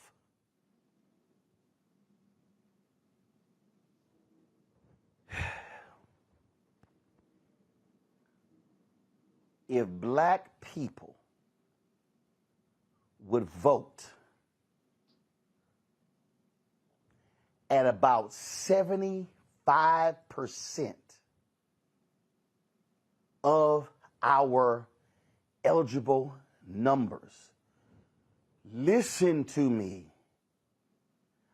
I'm telling y'all, it's in the data.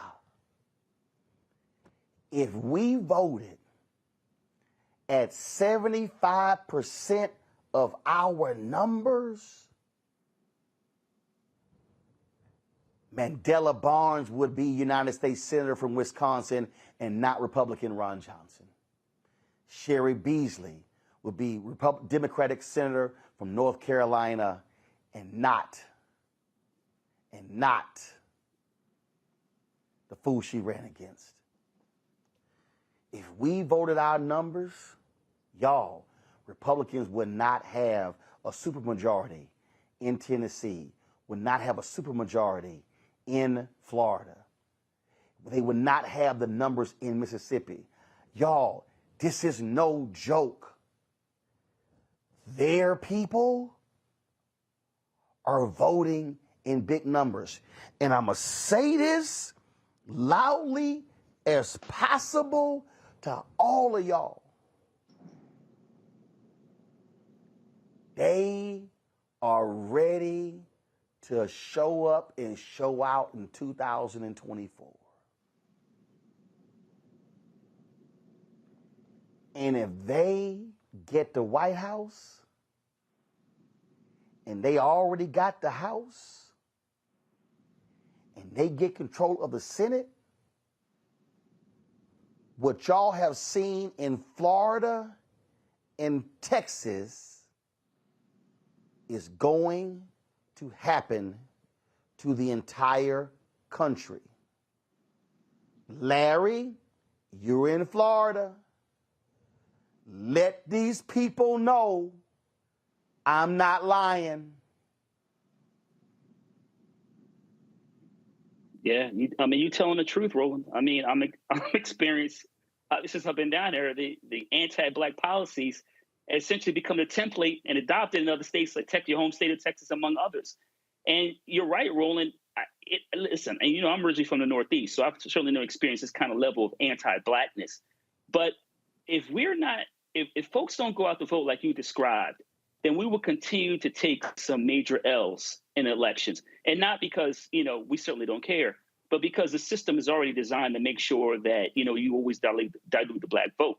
And I think a lot of things, Roland, for brothers and sisters who are watching the show, what Roland is saying has been proven by state legislators, making it, like we talked about North Carolina, purposely taking steps to make it more difficult for blacks and other minoritized populations to vote, for disabled folks to vote, and also for young people to vote.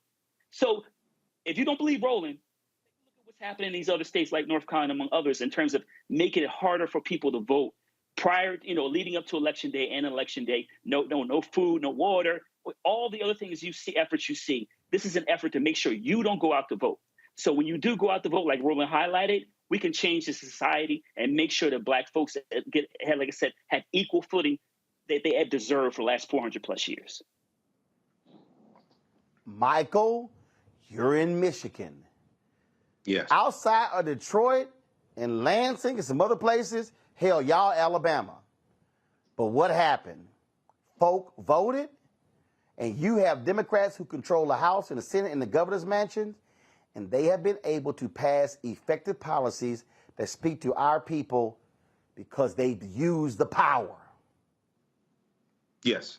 Yep. You use the power when we have it. It's first time in decades that Democrats have controlled the governorship and then both chambers of our state legislature as well. And that is really understanding this threat that's coming.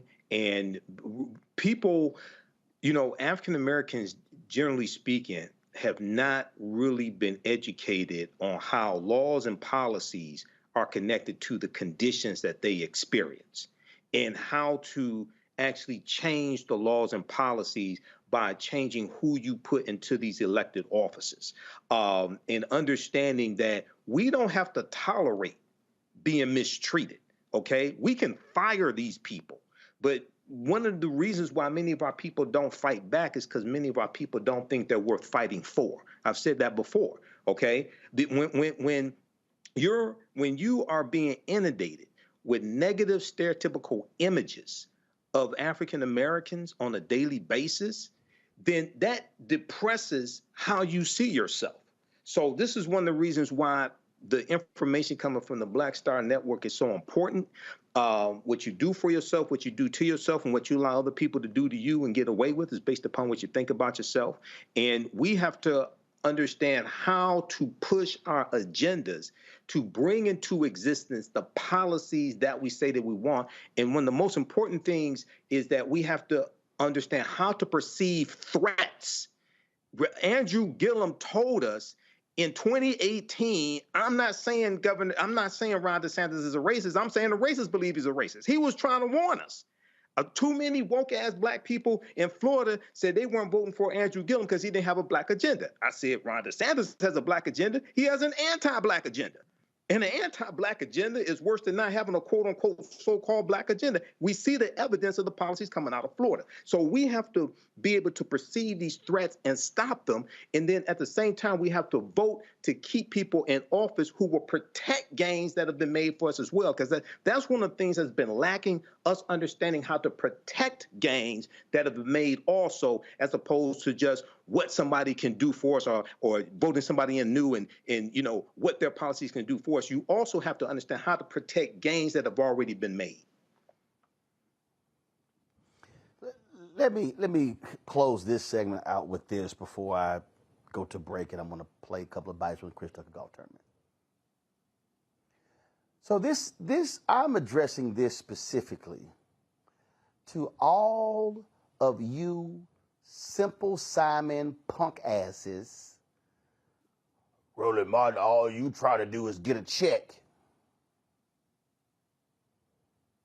Ain't your dumb ass trying to get a check? Now, some of y'all same fools who accuse me of trying to get a Democratic check, ain't y'all back in reparations? Who supports reparations more than Republicans? Matter of fact, I ain't seen one Republican, and Larry and Michael, let me know if y'all know one. I ain't seen one Republican in the House or the Senate speak in support of reparations. Am I correct? Yeah, I don't know one, not even the black ones. The black Republicans don't even support reparations. Yeah. Right. So when you fools say, all you trying to do is get a check, ain't your dumb ass trying to get a check? Aren't you trying to get more contracts? Don't you want money coming to the black community? So I'm confused here. When you idiots think that you are owning me by saying, Roland Martin, you just trying to get a check. But your ass trying to get a check. So I'm confused. If I am advocating for black people, and if I am advocating for more money to go to HBCUs, don't that mean I'm trying to get a check?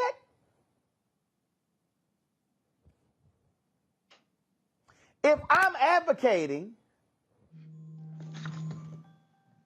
for some of the $600 billion in the infrastructure bill to come to black people, is that not a check?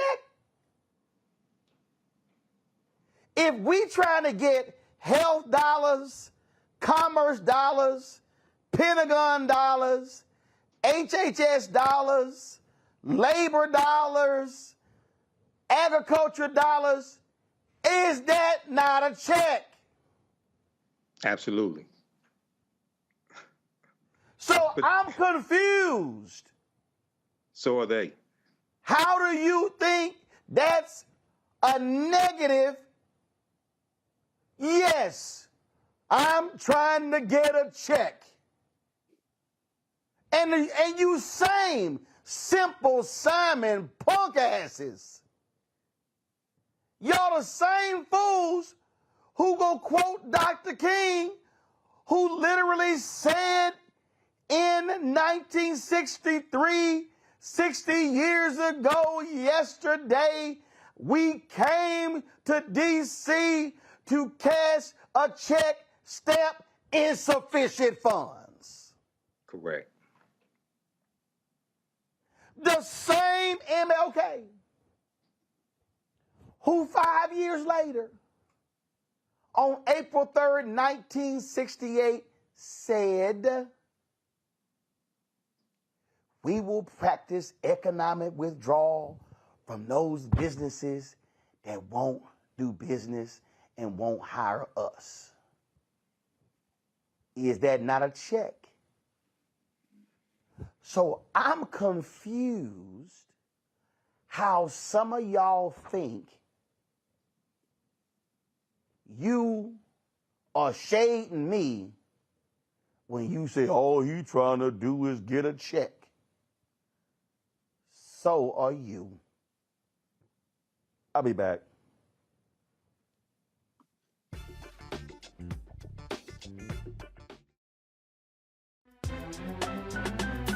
I'm Faraji Muhammad, live from LA. And this is The Culture. The Culture is a two-way conversation. You and me. We talk about the stories, politics, the good, the bad, and the downright ugly. So join our community every day at 3 p.m. Eastern and let your voice be heard. Hey, we're all in this together. So let's talk about it and see what kind of trouble we can get into. It's The Culture, weekdays at 3, only on the Black Star Network. Up next on The Frequency with me, Dee Barnes, we're going to talk to Leslie Segar, a.k.a. Big Les, and talk about her incredible career as a dancer, choreographer, and VJ of Rap City. Magic Johnson was there, so half the NBA was there. Iman the supermodel, so all the supermodels were there every day. Actors, right. Like it was a who's who of who's who. Right here on The Frequency in the Black Star Network. On the next Get Wealthy with me, Deborah Owens, America's Wealth Coach, I'm sure you've heard that saying that the only thing guaranteed is death and taxes. The truth is that the wealthy get wealthier by understanding tax strategy. And that's exactly the conversation that we're going to have on the next Get Wealthy, where you're going to learn wealth hacks that help you turn your wages into wealth. Taxes is one of the largest expenses you ever have. You really got to know how to manage that thing and get that under control so that you can build wealth. That's right here on Get Wealthy, only on Black Star Network. Hi, I'm Jo Marie Payton, voice of Sugar Mama on Disney's Louder and Prouder Disney Plus, and I'm with Roland Martin on Unfiltered.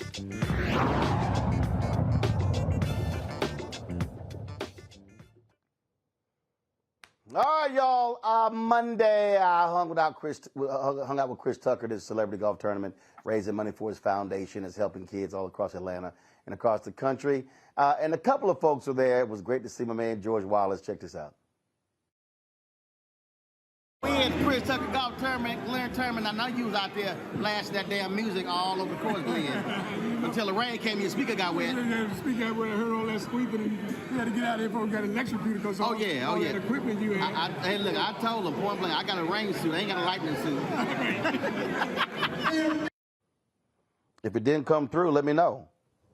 That was with Glenn Turman and Control Music. They haven't gotten the George Wallace. Of course, George was absolutely crazy, as usual, being his George Wallace self. But he came on out to support Chris as well, and so he was absolutely hilarious. Again, folks, great work being done by Chris and some of the others. And you know what, Larry? This is the thing that I think a lot of people really don't understand. People see a lot of these celebrities and they see them on red carpets and doing movies. But look, in the last 3 months, I've played Chris Tucker's golf tournament, Seth the Entertainer's golf tournament, Anthony Anderson's golf tournament, George Lopez's golf tournament, Steve Harvey, Lawrence Taylor. That's 6 different people. And the kind of work, the camps, the reading programs, it's so many things these folks are doing that a lot of people literally have no idea about, and it gets no attention. That's why we say rolling your platform is so important, because you're right. Been on the show a number of times. You've been in a number of these, events raising money, and often these celebrities, these Black celebrities, other minoritized groups, not only they raise the money rolling, they realize they have to make a difference, right? So there's that added, kind of that Black tax, that added responsibility, realizing you have this celebrity, you've done well for yourself, but you got to get back to the Black community. And like I said, you're not going to see this on mainstream outlets highlighting how Black folks are giving back to our own community, because that would be counter to all the stereotypes and misconceptions they have about Black folks. So once again, I'm great to see these entertainers, athletes giving back to the Black community and to a lot of these really important endeavors. But once again, if you don't cover it, who's going to cover it? And the answer really is no one else. I remember, Michael, when I had my show Washington Watch on TV One, we went to the NBA All-Star Game in Los Angeles, and we did 2 shows. So we did 2 one-hour episodes, and we called it Black Sports Philanthropy. And the purpose of it was we went to a lot of different events in LA, and I remember Alonzo Mourning, Magic Johnson, Paul Pierce, Dwayne Wade, and some others. And we literally showed all of these events that were happening at the All-Star Game that was raising hundreds of thousands of dollars, millions of dollars for these athletes, foundations, and charities. And when we talk about backpacks for schools, and we're talking about school supplies, and we start talking, paying for prom dresses for people who can't afford it. We can name so many different things that are happening. And I just think that our people need to understand, because I hate it when people go, man, do you damn Black celebrities need to be doing more? It's a bunch of folk who are doing stuff that they don't get any credit for, that people have no idea about, and so those things matter. Absolutely. This is another reason why African-American owned media is so important. And even if it's a celebrity entertainer who I may not like or may not agree with many things that they do or their lyrics, if they do something positive, I think that still needs to be highlighted also. Okay, because if they do something negative, it's going to be on all the blogs. It's going to be here and there and Shade Room, all this stuff, right? But a lot of times when they give the scholarships, when they help African Americans go to college, when they give the different funds, things like this, that gets overlooked. So that has to be highlighted. And this shows the power, one, of African American owned media to be able to tell this story. But 2, this is why our entertainers have to have the proper contracts. They have to be able to hold on to their money as well after they reach the peak of their career. So they have to have proper financial strategies and accountants and financial planners, things of this nature, to be able to hold on to that money so they can support our initiatives also. But this is extremely important. Indeed it is. Michael Larry, we shall appreciate it. Thank you so very much. Folks, if you want to support us in what we do, please do so. And I'm going to say this, and again, it's several thousand of y'all watching, and we appreciate everybody who's given to the show, but I can't stress it enough. Ain't none of this stuff free.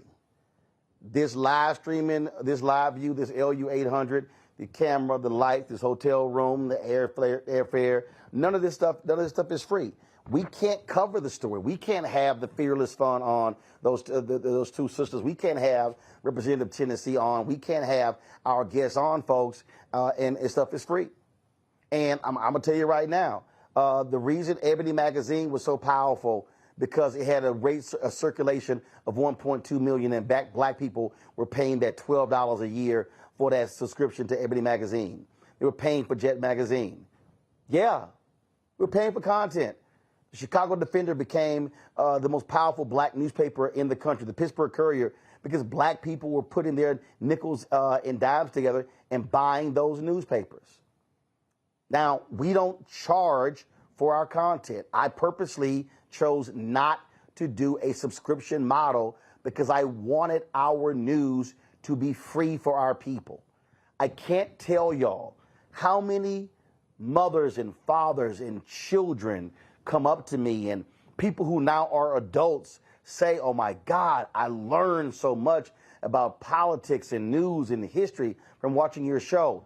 But y'all, ain't no show if ain't no money. And in a couple of weeks, I'm doing another episode updating you on the advertising community, who supports us, who doesn't, who we've been meeting with, and we're going to do that once every quarter. But I'm telling y'all right now, it ain't easy. When I look up and I see these ads on Fox News, Mercedes-Benz sponsors a segment on The Five on Fox News. Absolutely opinion show, hardcore right wing, except for one progressive on the show, Jessica Tarloff, spending nothing with us. Nothing. I see PepsiCo, nothing. Toyota, black folks buy lots of Pepsi, lots of Toyotas. What's y'all black and owned media spend? Ford, Chrysler. I mean, we could just start going down the line. So your resources are critical. All I ask is, on average, $50 per person. If 20,000 of our fans annually gave $50, that's $1 million. That is huge. Our expenses, y'all, are $195,000 a month. I'm just telling you. That's just straight up.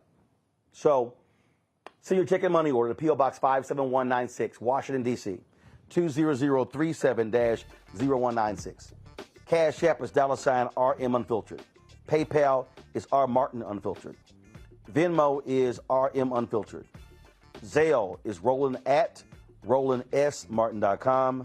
Roland@RolandMartinUnfiltered.com. And I got to shout out Jeanette Hawes, Timothy Davis, Cheryl Jackson, Jennifer Jones, Siobhan, DeMarcus Dandridge, James, Jamal Drake, Rob Prelo, Charles Radcliffe, Michael Potts, Christy Merriweather, Sheila Giles, Sherlane Carrington, Michelle Embry, Etta Hassan, Leslie, Bill Snuggs, Elgin Jennings, Nathaniel Ards, Madonna Miller, Laverne, Betty Demps, Lance Reese, Yolanda Miller, Keith Simmons, Dobie Gavin, Stephen Campbell, Jeffrey Carter, Rita Wallace Moore, Andre Wilson, Frank Williams, Nina Carter, Sean Nash, Gail Wiley, Donald Rush. All those folks who have given to the show on Cash App, and I absolutely appreciate all of you. So, folks, please support what we do. Be sure to get a copy of my book, White Fear, How the Browning of America is Making White Folks Lose Their Minds. All proceeds come right back into the show as well. Books A Million, Barnes & Noble, Amazon, Target. You can download the audio version on Audible. All right, folks, back in studio tomorrow. Can't wait. Until then, holla! Folks, Black Star Network is here. Hold no punch. I'm real revolutionary right now. Support this man, Black Media. He makes sure that our stories are told. Thank you for being the voice of Black America, Roland. Stay black. I love y'all. All momentum we have now, we have to keep this going. The video looks phenomenal. See, there's a difference between Black Star Network and Black-owned media and something like CNN. You can't be Black-owned media and be scared. It's time to be smart. Bring your eyeballs home. You dig?